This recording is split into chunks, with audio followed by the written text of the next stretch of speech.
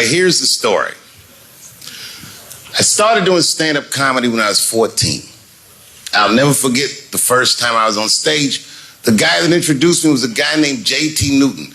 I'm 47. I can close my eyes and remember the introduction like it was yesterday. It went like this. Ladies and gentlemen, this next young man coming to the stage is starting his comedy career tonight. Who knows? We may be witnessing the birth of a star. Please welcome David Chappelle.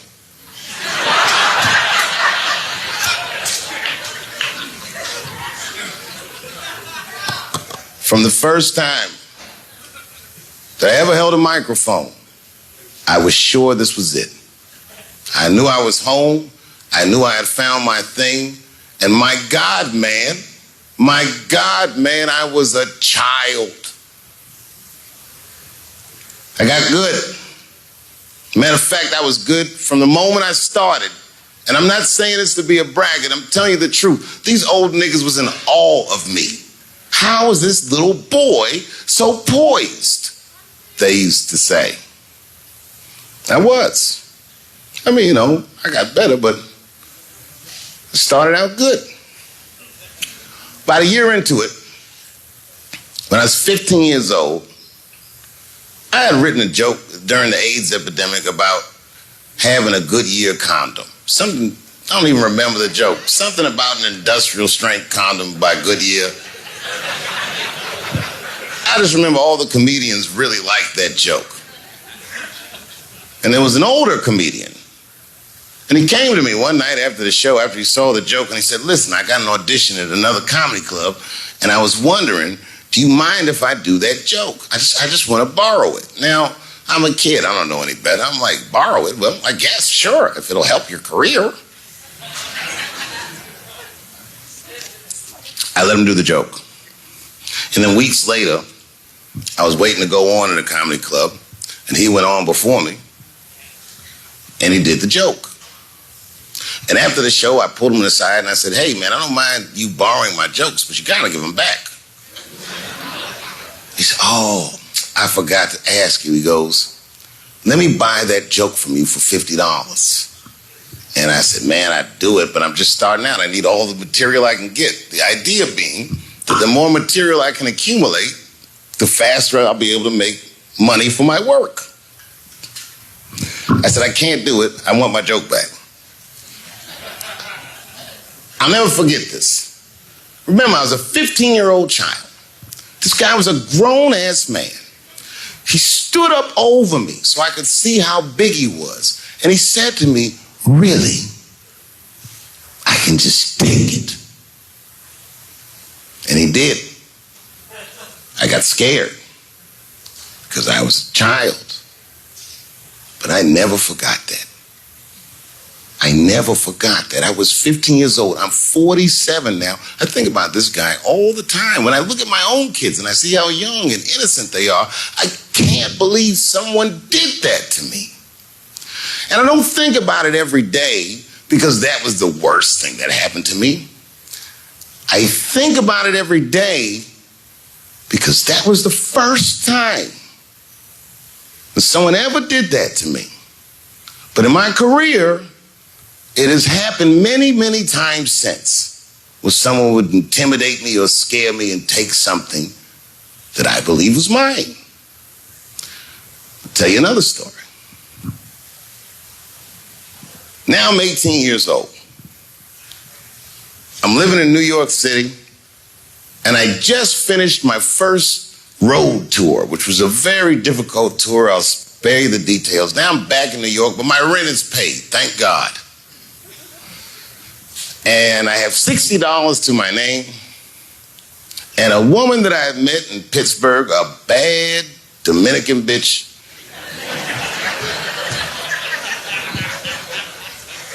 was coming to New York. She was going to spend the weekend with me.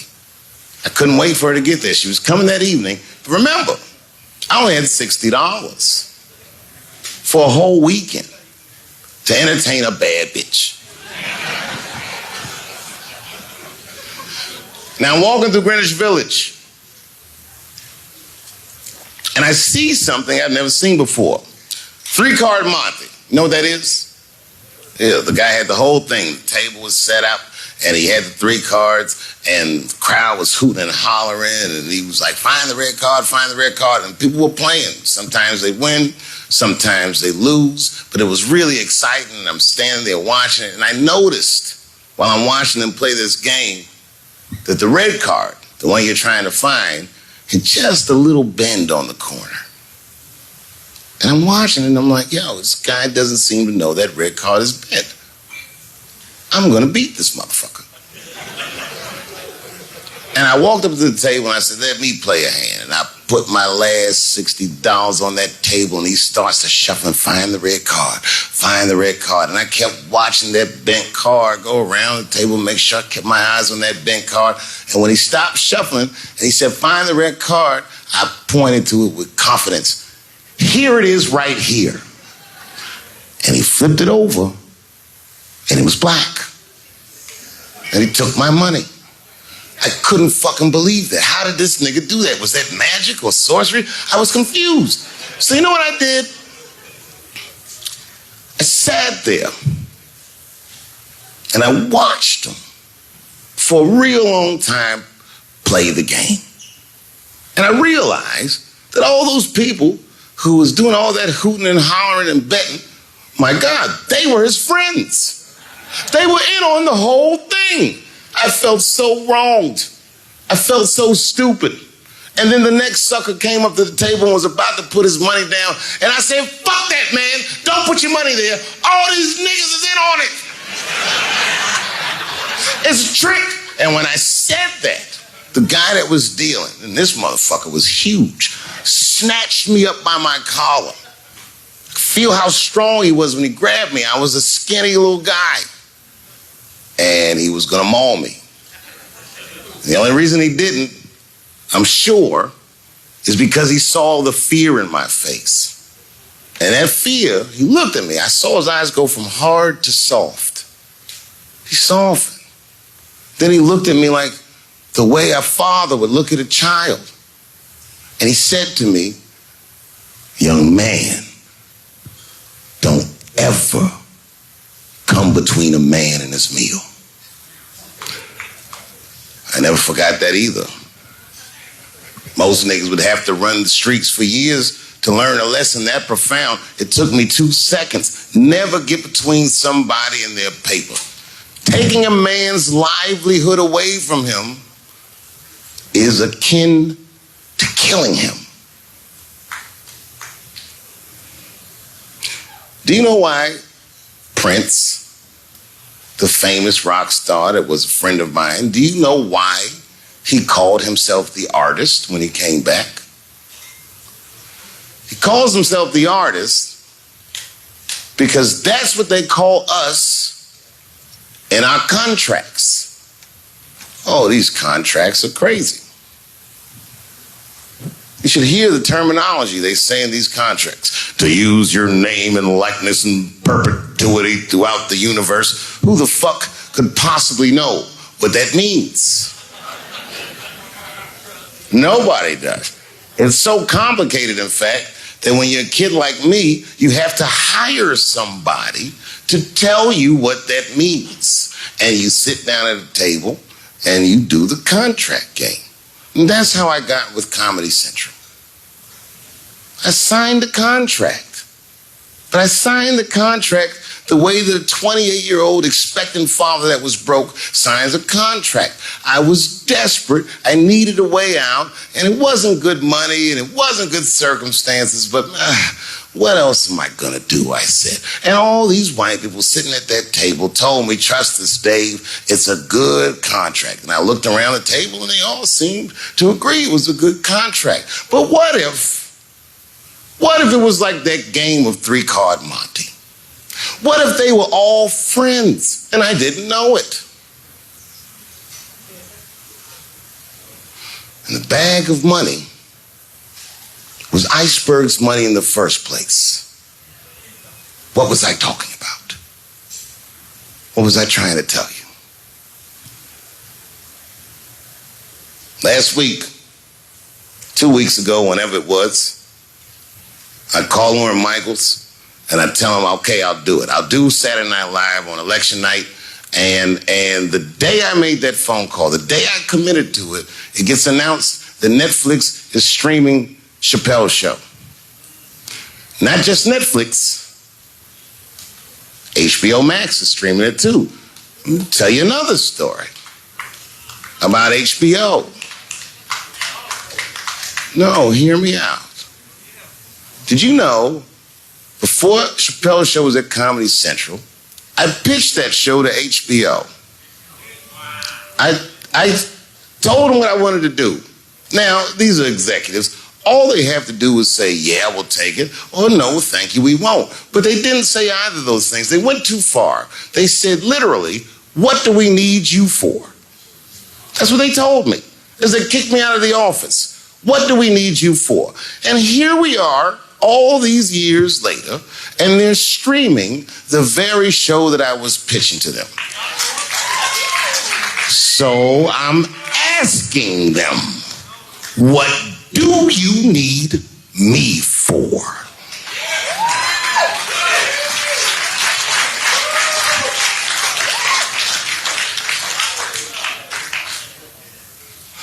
People think I made a lot of money for Chappelle's show. When I left that show, I never got paid. They didn't have to pay me because I signed the contract. But is that right? I found out that these people were streaming my work and they never had to ask me or they never had to tell me. Perfectly legal because I signed the contract. But is that right? I didn't think so either. That's why I like working for Netflix. I like working for Netflix because when all those bad things happened to me, that company didn't even exist.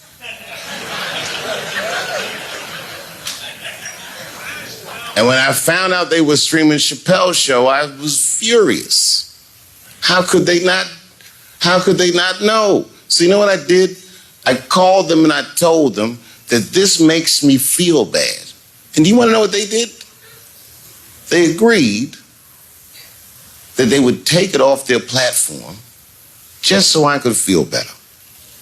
That's why I fuck with Netflix. Because they paid me my money, they do what they say they're gonna do, and they went above and beyond what you could expect from a businessman. They did something just because they thought that I might think that they were wrong. And I do. I think if you are fucking streaming that show, you're fencing stolen goods. They stole that from me.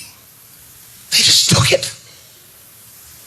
And I'm not up here trying to tell you guys that I believe that Comedy Central gave me a raw deal just because I'm black. I believe that they gave me a raw deal because this fucking industry is a monster. It's the same monster that these Me Too bitches was trying to tell you about. But they hate the monster for how it fucks. And I hate that monster for how it eats. But my God, man, it's the same monster. When I quit the show, all my friends would say, well, fuck them, Dave. Why don't you just do Chappelle's show at another network? Yeah. And why doesn't a slave run from one plantation to another plantation? Because the master over there might be nicer. My God, man, I was trapped. You know what? Tell you the truth. I've even thought about coming back and doing another Chappelle show. Well, but if I do, I can't call it Chappelle's show because my name and likeness is being used by them in perpetuity throughout the universe. It's in the contract.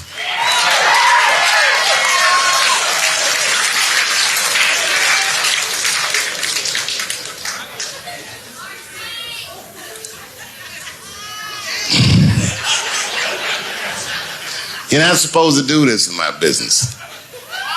I'm up here doing something that nobody else in this business has the balls to do. I'm telling you something that you need to know. I'm trying to explain to you what you're seeing. You don't understand what you're seeing. I am publicly flogging a network. And I know that this network niggas, they watching me and they saying, why are you doing this so publicly? Doesn't feel good to be flogged publicly. Oh, believe me, I know. I know exactly how that feels. When I quit my show, they said I was crazy. What was crazy about it? I just didn't want to do it anymore. They said I smoked crack. It's impossible. I was a devout Muslim. I didn't smoke or drink. But I do now, bitch, because you ruined my fucking life. Now it's their turn. This is their first nigga lesson, and I'm honored to give it to them. They're gonna pay me for this show. I called my agent. I said, is there anything I can do about this show? And he said, no. Well, fuck you too then. If you want something done right, I guess you got to do it yourself. So I'm not going to the agents. I'm coming to my real boss. I'm coming to you. I'm begging you.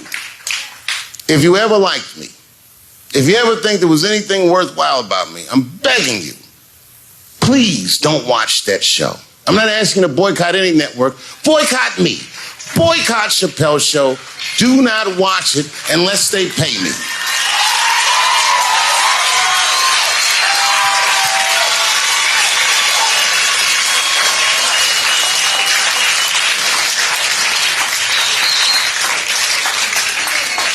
If you're a shareholder at Viacom, then I'm talking to you.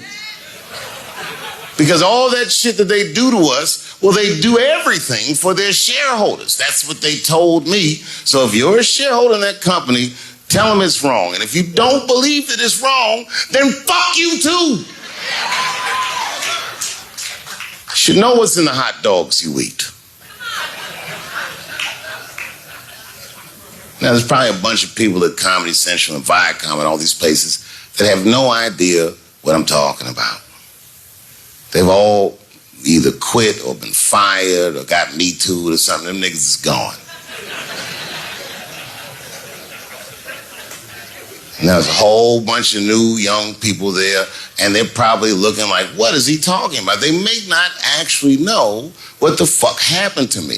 So I'll tell you what I'm talking about. Go downstairs to your accounting department, open the books, see what that show made, and look at what you paid me. That's exactly what I'm talking about. You're going to pay me.